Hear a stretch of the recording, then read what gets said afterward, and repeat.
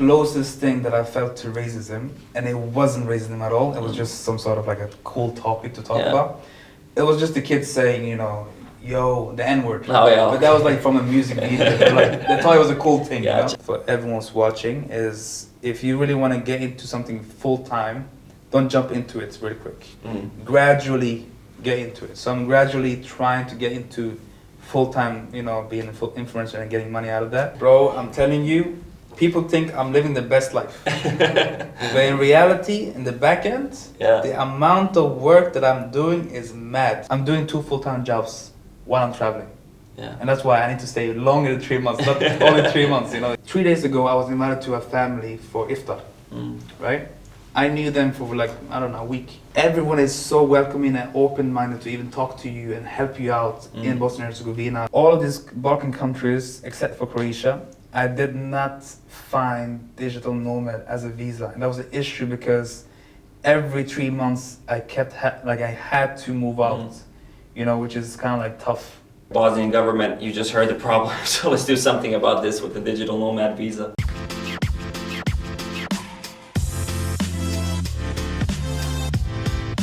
So I'm here today with Mustafa, who goes by the name of Travelsofmozzy. And if you're thinking, okay, I recognize that face, it's because Mustafa is an Instagram celebrity at this point. Over 100K followers that are basically following his life as a digital nomad. And for the past few years, he's been here on the Balkans in the different countries, Macedonia, Albania, more or less all of the Balkan countries.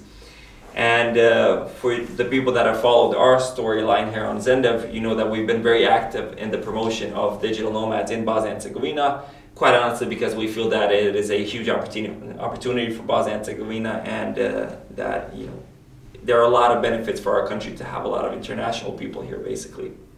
And before we get into your experience as a digital nomad, I want to go to the very beginnings, to the start of your life. From what I understand, you are born in Italy, but as a very small child at the age of 2, you came to Norway and spent the bigger part of your life there. Much like myself, I came to Sweden, you know, also Scandinavia at the age of 4. So tell me a little bit about your early life.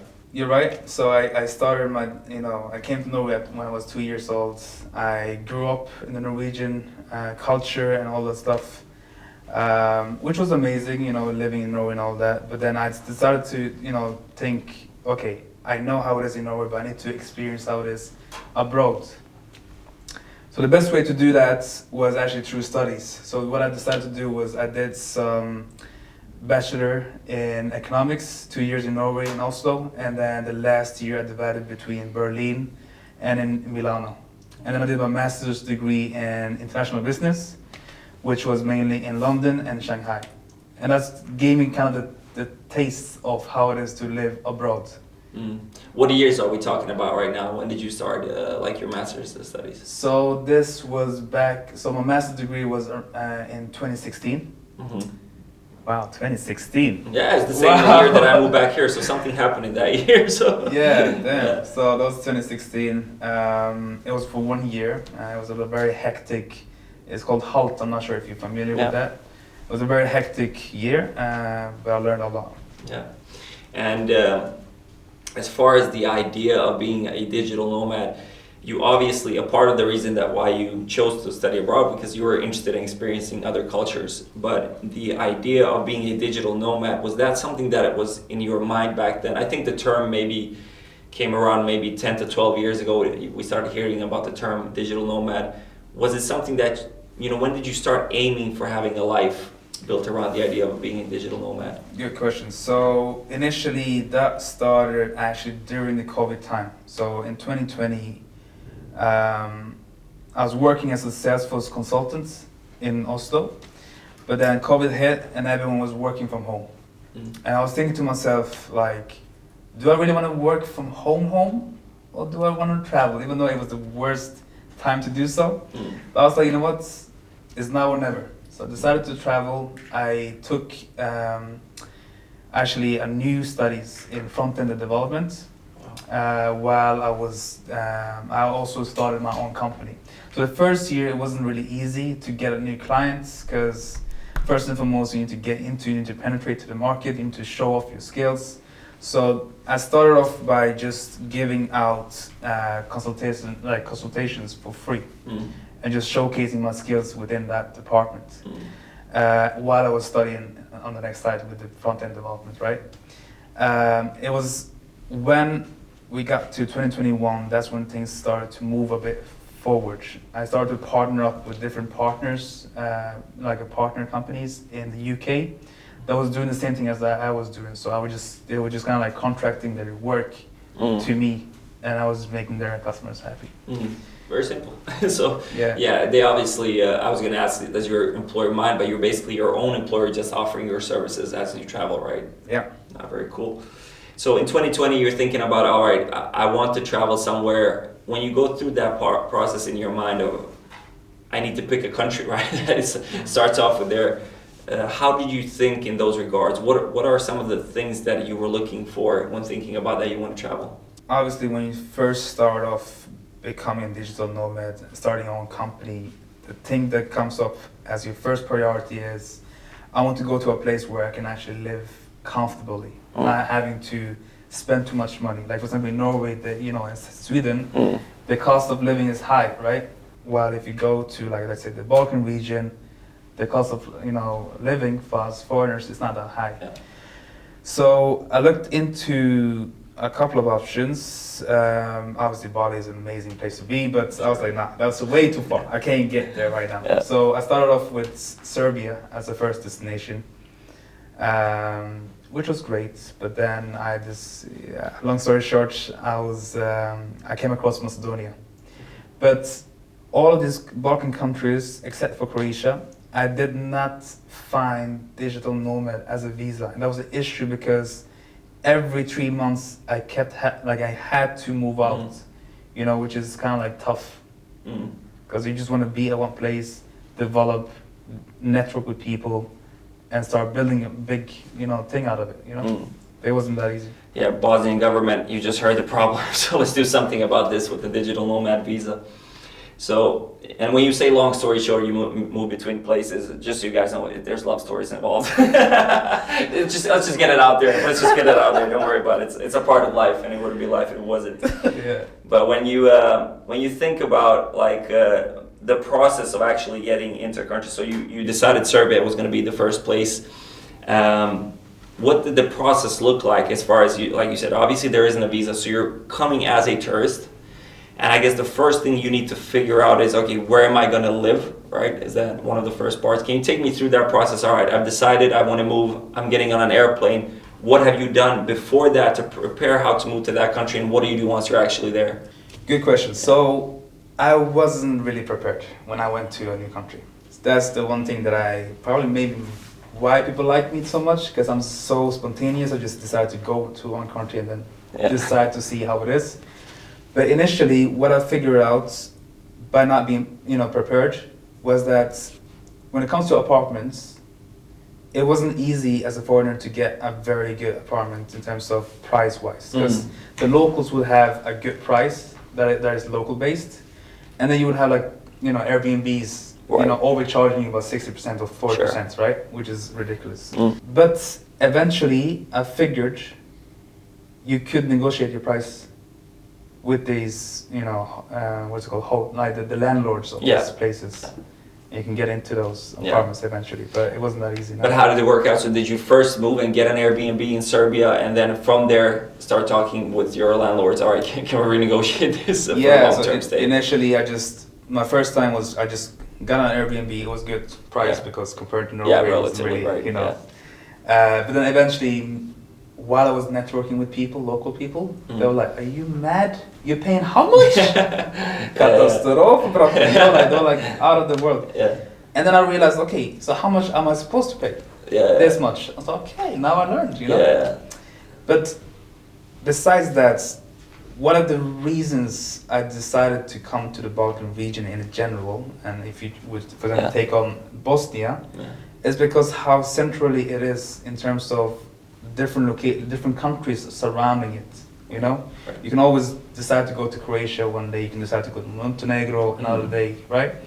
And also within the country itself, there's so much beautiness, right? Absolutely. One side of the thing in Saudi Arabia, you have the Olympics, right? The winter sports. Yeah. On the other side, where we are today in Mostar, it's more Mediterranean. Yeah, Mediterranean weather. And how did, while you were living in Norway, I don't know what your life looked like, but did you have a lot of interaction with people from the Balkans, and maybe they were the ones to tell you a little bit about this, or did you do your own research before trying to move and then making an assumption based off of that? Good question. Yeah. So, to be honest with you, I knew nothing about the Balkan. Okay. Zero. I went to Croatia because I didn't even know Croatia was in the Balkan. I just knew it was a European country. Yeah, it's still debatable. Yeah, let's go. So then I was like, so I came to Croatia because that's the number, like maybe second country that Norwegian usually go to for vacation. I came to Croatia. I met some locals there, and they kept telling me, "Yo, you need to go to Serbia because it's amazing there." La la la la la. And I was like, should I go there? I don't know, man. Maybe it's too much racism. As a black person, I wasn't really sure if I should do that. But then I was like, you know what? Let me go check it out. I did. I fell in love, as you just mentioned. I fell in actual love with a girl. And the rest is the story. Exactly. We'll keep that private to yourself. So that was actually, I mean, I was thinking if I should ask you that question because, it might be a sensitive question, but I think it's also important to talk openly about it because one of the things that digital nomads look for, there are a few different factors. Some will look at the status of a country in regards to the LGBT community. Other people will look at the aspect of race and how people are accepted regarding that. How has it been for you in the Balkans regarding that? Have you felt some animosity? And I think we should talk entirely openly about it. Has it been in general?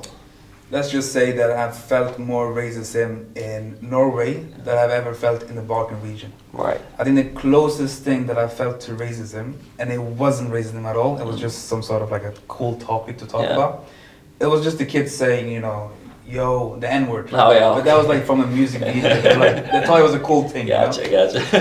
But besides that, everyone has been friendly. Every single country I've been to has been very friendly, open to foreigners, to showcase how beautiful the country is. They want to just show you that and welcome you to the country. Which Absolutely. Is why I've been here so long now and fell in love with. I'm really happy to hear that, and sometimes people think that all Western countries are much more ahead in that acceptance of different races, but like one of my best friends, and to this day still one of my best friends that I have a company with, Abdelrazak, he's Somali as well, and he told me some stories, and it actually happened to me and him. We were like waiting for the tram to stop by, and the tram just went by as it was just me and him.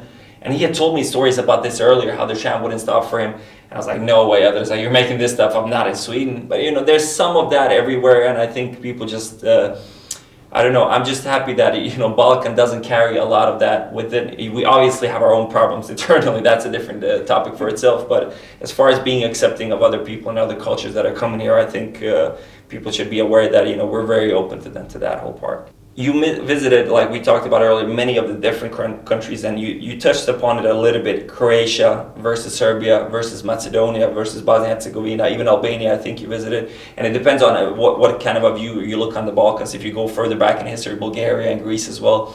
So you've been in most of these countries. What are the internal differences between these countries, if there are any, because not too long ago most of this was one country.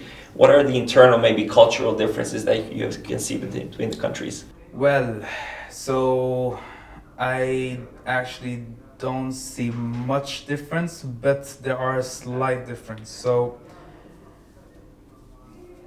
if I would recommend someone to visit a country in the Balkan, it would always be two countries for me. And that is always Macedonia and Bosnia. And the reason I'm saying those two countries is because I think this is very similar in terms of how friendly and open they are to people, but also in terms of like how centrally they are located in the Balkan. So it is easily accessible to different countries that you can go and visit. Right. But then again, those two countries have no digital nomads. Yeah. And it comes to the issue of me having to move every 3 months. And then can I come back? Until the next year? Is that how it works? 6 months. Another yeah, 6 wait for months. 6 months, Okay. 190 Yeah. days, if I'm not mistaken. Yeah. To even return back. Gotcha. Like I had a whole scenario in Macedonia where I had to leave, and I did not want to leave because I had such a good life over there, and I was promoting the country, you know. Even more reason to give me the actual Absolutely. visa. Absolutely. But no. Yeah, I mean, it's something that, as far as the digital nomad visa, that process here in Bosnia and Herzegovina, we've been pushing for it for some while, and to some extent trying to copy what they've done in Croatia. They were the first ones in the Balkans to introduce that. Just 2 days ago, I was in a meeting with one of the ministers here in Bosnia and Herzegovina, trying to get this through, and they're going to take this now to their tourism department and the national security department. But I think it's pretty optimistic here in Bosnia and Herzegovina. They were saying that there's no reason why we shouldn't want this. Even the minister that I talked to there was like, well, what would be the drawbacks? And from the perspective of the country, it's just a long-term tourist, right? So obviously, if you're interested in tourism at all, it should be of interest, especially for countries I feel like Bosnia and Herzegovina, because even though we have great tourism, it's mostly 1 or 2 day trips that you take to Bosnia and Herzegovina. Oftentimes, like you said, people from Norway and Sweden will come for maybe 2 or 3 weeks to Croatia, and then they'll do a day trip to Mostar and go back, right? So it's been that, but I think we have more to offer than that. And if we want to extend that even further, like for people like yourself, and just the direction in which the world is headed, where most people are going to have more options to work more remotely, then you need to open up for that, and I think quite early on. So I think, we'll work on that. We'll get that figured out. So now we talked about internally between the Balkan countries, how things compare. I wonder, how do you, because you said like Berlin, London, a lot of big cities in the world as well. How do you compare then, I'll take it all in one, the Balkans with a lot of those other places that you lived in? Like, what are some of the benefits and drawbacks of the different variants? And I think, and this is not like tell me how great Balkans is, but I think there are pros and cons in everything, in every place. And what do you see the pros and cons between those different places you lived in? I mean, one thing is obvious that these other cities like Paris, London, they're more developed, obviously, right. But they're also more saturated. Everyone goes there. Like me, I'm a person that likes to go to places there are not many tourism. Right. Another thing that I always point out is, okay, you want to go to, let's say, let's say Switzerland, right? Oh, that's tough. Right? Wait, hold on. I know not the weather and stuff in the air, but like think about the nature, right? Yeah. But it's very expensive to get there. Yeah. You have the same kind of beautiful, nature in Bosnia as well. Yeah. That you can go and check out the waterfalls, Mm-hmm. and also like going to Paris and London. Great, there are big cities, love, But you also have this kind of beautiful places that you can go and visit and be in peace in countries like Bosnia and Serbia and Macedonia. Yeah, I think one of the digital nomads that I spoke to, she said something very interesting. She said there's a best before date for a lot of cities that digital nomads visit. Like I know Portugal has a very strong digital nomad culture, but to some extent, like Lisbon has to some extent been destroyed by so many like people coming from abroad, and for a lot of other places also that are very affordable countries otherwise. If you have too many digital nomads coming at once, it can increase some of those things. But I've also seen that the digital nomad community is becoming more and more aware of the problems that they potentially can bring to a community. Right. And then they're changing their mindset. All right, if we're coming to a new community, how can we bring something to this community? Which I think is really the key to making all of this entire ecosystem work with people that are traveling and working. Is that how you see it? You mentioned that earlier, that like you want to visit places that not everybody is going to. How do you look at that? Like you obviously had the option to go to Bali as well, and maybe some Bangkok or whatever is top ranked on nomad list. Is there a point for you where like if the Balkans become too big on the scope of digital nomad, that you will feel like this is not it anymore, I'm going to the next place? Or is it just like it doesn't matter too much? For me, to be honest, it doesn't really matter because I already know what kind of experience I'm getting by being in the Balkan. I love it here, and that's why I'm still here. Yeah. I haven't left. And also, I want to touch upon I just came up. It came to my head right now. For example, in Albania, the coast, right? Samil, Saranda, these coasts, it's beautiful. Gorgeous. There's even like I think this year it started off having a lot of reels saying this is not a coast, like a beach in Bali or a beach in one of the Asian countries. This is actually Albania, right? Right. I mean, there's so much beauty in this Balkan region, and that's why I think digital nomads, if it is released, a lot of people will be happy to come, and tourism will actually increase. So you think a little bit it's a kind of to some extent a little bit of a best kept secret as well, like people aren't aware of a lot of the things that are available here. We'll see after this. We shall see. Yeah, we shall see. So what is your perspective now that you travel? So one of the things, I don't know, I at least felt when I moved here to Bosnia and Herzegovina, and I even had some, obviously I had my family here and I wasn't entirely alone when I moved back here. But I could feel early on, because I didn't have a lot of connections, whenever you come to a new country, a new community, to some extent, it could be a little bit lonely, right? Until you get to know a few people in the country. How has that been for you when you move from country to country, city to city, as far as getting to know new people and actually being able to, have somebody to call for coffee and hang out? How's that part of your social life been? And also, I would like you to put that in contrast to how is your social life with the friends that you still have in Norway? Because I, for example, I moved back here 6 years ago, but I still have WhatsApp groups with my closest friends where it feels like, we never left and we're still acting like we're 16 years old in that group. So I still have some of that, but then also there's this new life that's come in these new countries. How's your social life as you're moving this much? So obviously, for every time I have to move, is a new start of a new chapter. Getting to know new people and etc. Obviously, I do still have the same groups with my friends back home, but specifically for Bosnia and Herzegovina, it actually been even more easier. And I've not only seen it from my own perspective, but also I met this guy from Serbia, and he recently just moved to Bosnia and Herzegovina, and even he told me, "Listen, bro. I've actually, this guy, I met him a week ago, but it feels like we have known each other for 10 years. Like 3 days ago, I was invited to a family for iftar, right? I knew them for a week. Everyone is so welcoming and open-minded to even talk to you and help you out in Bosnia and Herzegovina, that even if you I'm a solo traveler. I came here alone. Yeah. Right now, after 2 months, I have more than 100 friends. I love that. Does your Instagram profile help you with that?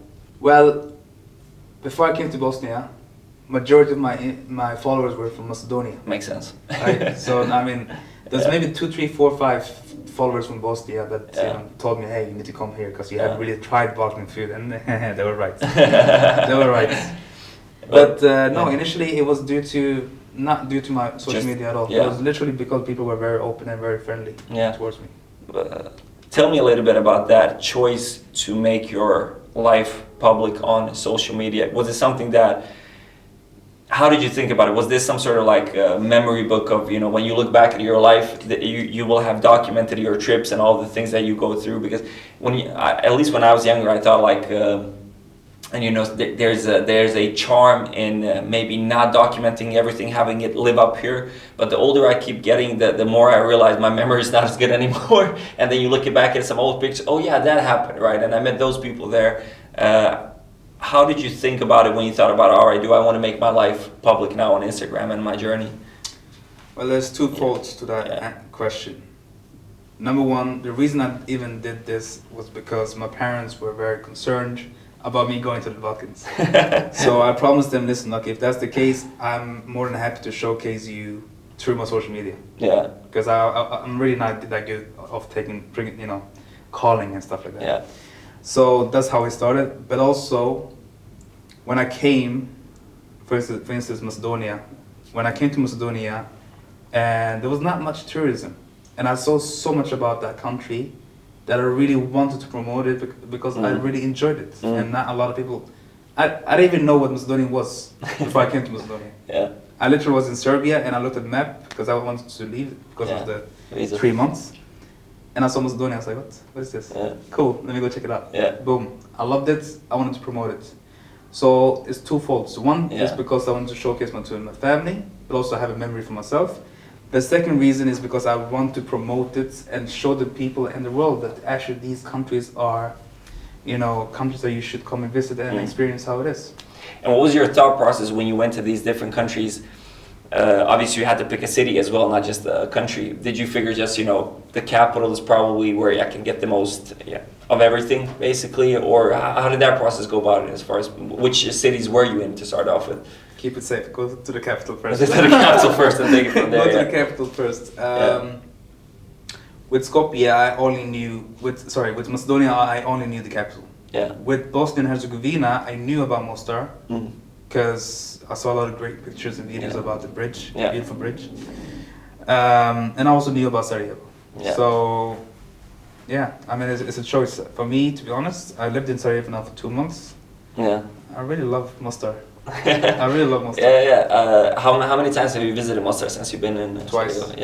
We need to get you back one more time here when we have even nicer weather because like you said, Bosnia, between Herzegovina and Bosnia, it's maybe not culturally so much, but like as far as the weather and that you've seen that there's a huge change between Sarajevo, even though I think the distance is like 80 kilometers in between these two places.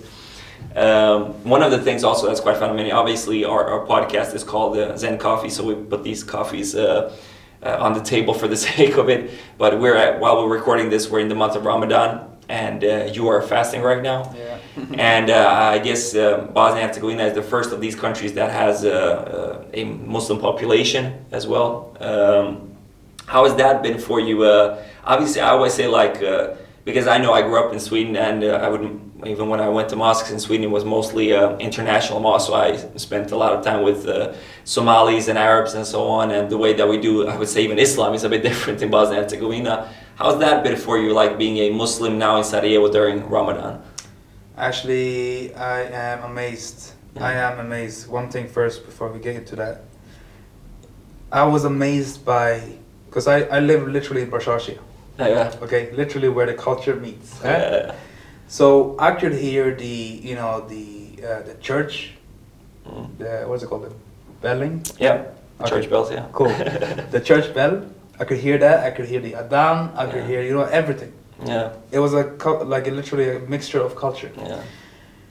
In terms of Ramadan, it's actually been amazing because I've been even fasting in China. Imagine, I was eating noodles for my iftar. It was mad. Yeah. But anyways, I could whenever I wanted to order something online on the app. Yeah.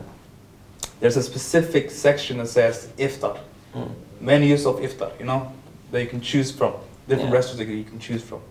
And also, as I said earlier, with the family invited me over to participate and eating with them. Yeah, that's awesome. You obviously, like you said, I mean, people should also understand that while you're a digital nomad, you travel, but like you said earlier, you have a full-time job. And the co-founder of Zendev, my friend Nicola, who's still in Gothenburg, Sweden, lives out of there primarily. He just spent 6 months in Thailand because it was always a dream of his. Even when we got into business, it was all about having the ability to choose what you do with your life. So he did something that he took his whole family, so his wife and his daughter, who was, I don't know if she was even a year old, when they packed their bags and went to Thailand and lived for 6 months. And he just came back just a few days ago. And one of the things that he said was that he feels like while he's been doing this, even though the terminology digital nomad has been around for some while, people perhaps still have a stereotype that you're not really working when you're traveling, right? You're just having a bit of fun and doing a little bit of work on the side. What has been your experience regarding that? And obviously you're self-employed, so maybe you don't have to think about it, but how do people perceive your life as a person that's traveling and working versus what it's actually like? That's a good question. Yeah.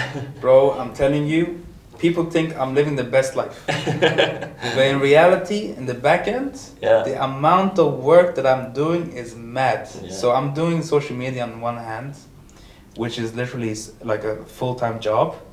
But I'm also having, multiple clients for my CRM, solution thing. So I'm doing 2 full-time jobs while I'm traveling. Yeah. And that's why I need to stay longer than 3 months, not only 3 months. You know, it's like I'm moving with my like a lot of luggages. So people do think that being a digital nomad or like being an influencer is as easy and light and nice as, you know, just traveling and getting things for free, or maybe getting paid once in a while. Yeah. But it's not that. It's a lot of work.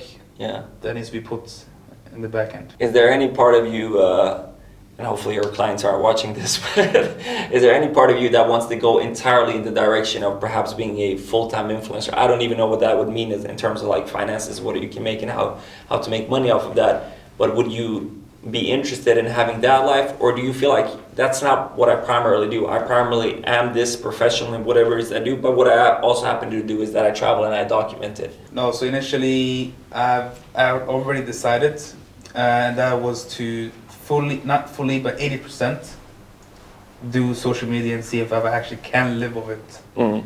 And then just in case, you know, never know. Can I have a backup? In case, 20% I'm working with my clients. Oh, okay. The most important ones, anyways. Oh. Yeah. But no, I'm just joking. But so one thing, a rule for everyone's watching is if you really want to get into something full time, don't jump into it really quick.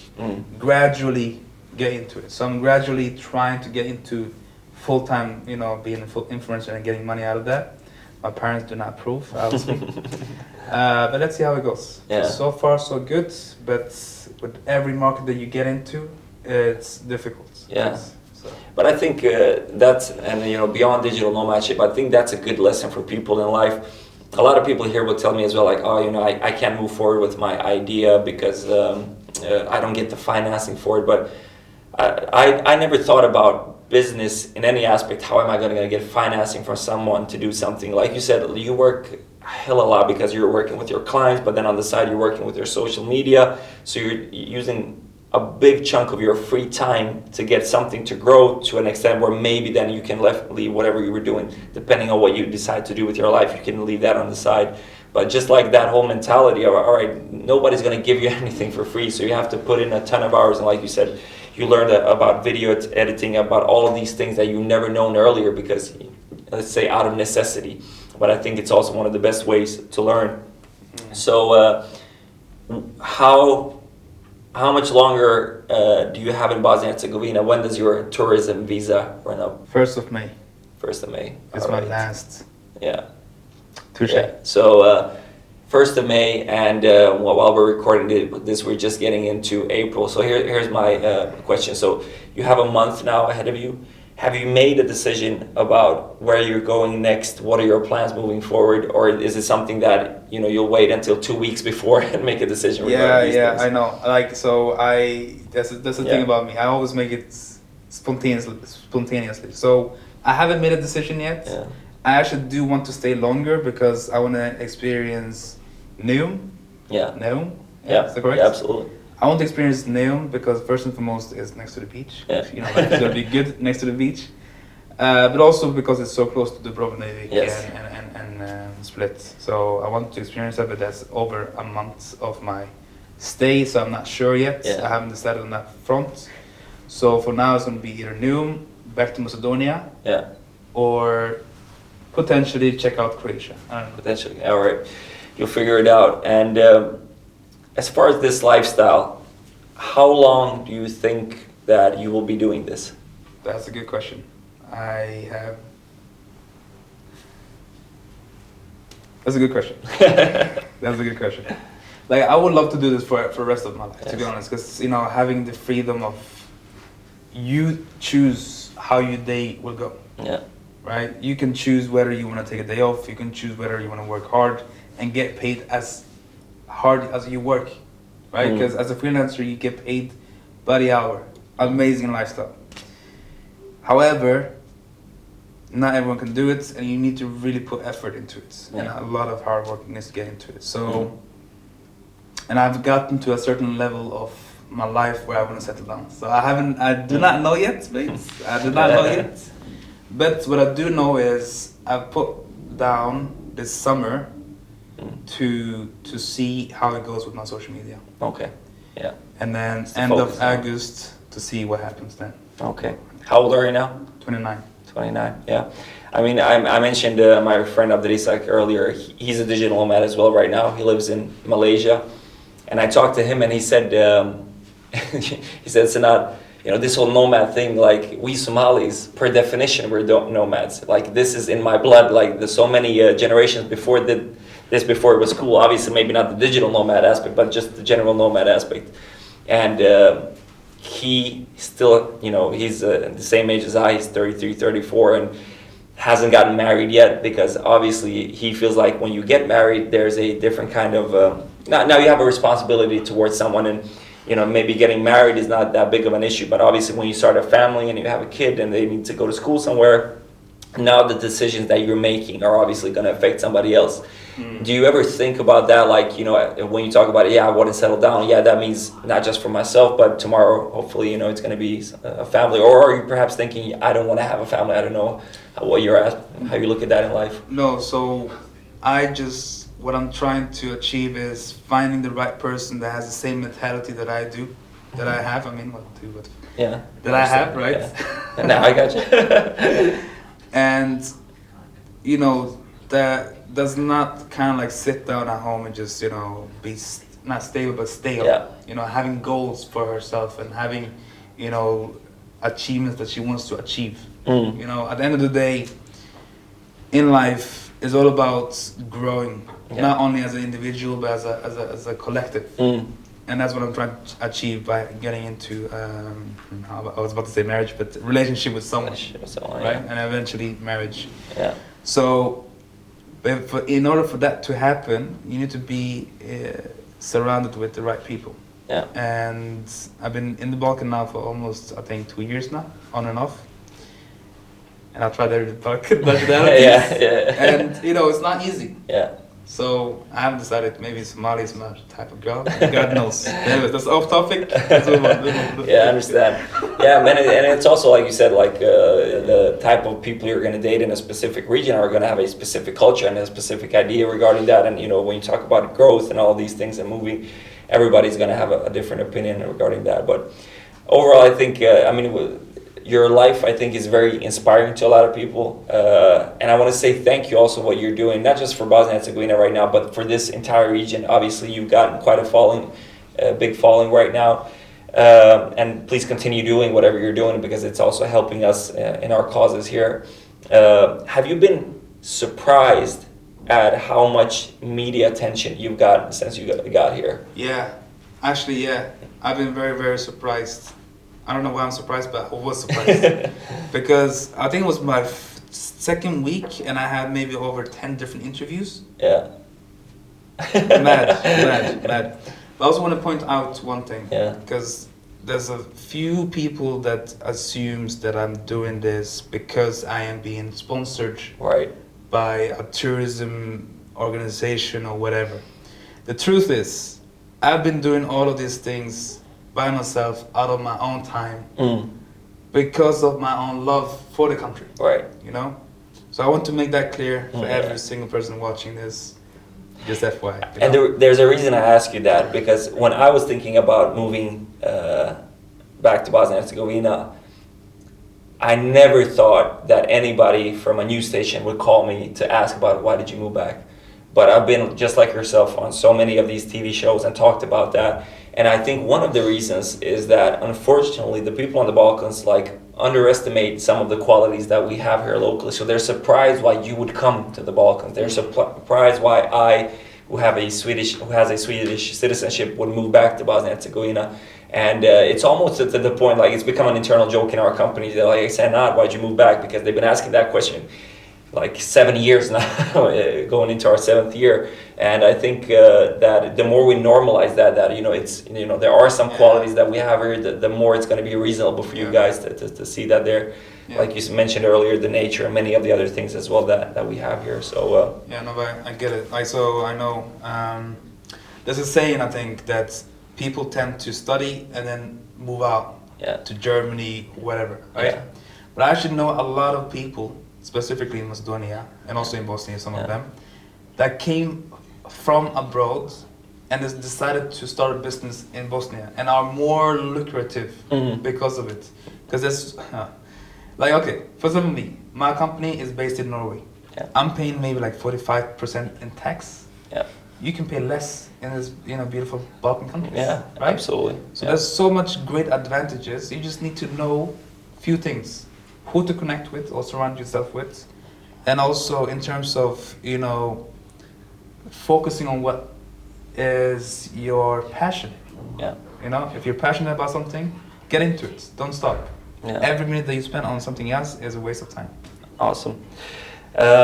Thank you so much for this discussion. Thank you for everything in general. Tonight we're going to meet up for iftar. Look at the old bridge while we have a dinner. And thank you so much for taking the time to come from Sarajevo to Mostar. People should know that, to record this with us. We're very thankful for that. And I hope that next time when you come to Bosnia and Herzegovina, there will be at least the possibility for a visa for you to stay longer. It's something that we're working on, but then, as they say, the world is your oyster. So whatever you do in the future, good luck with that. And thank you so much.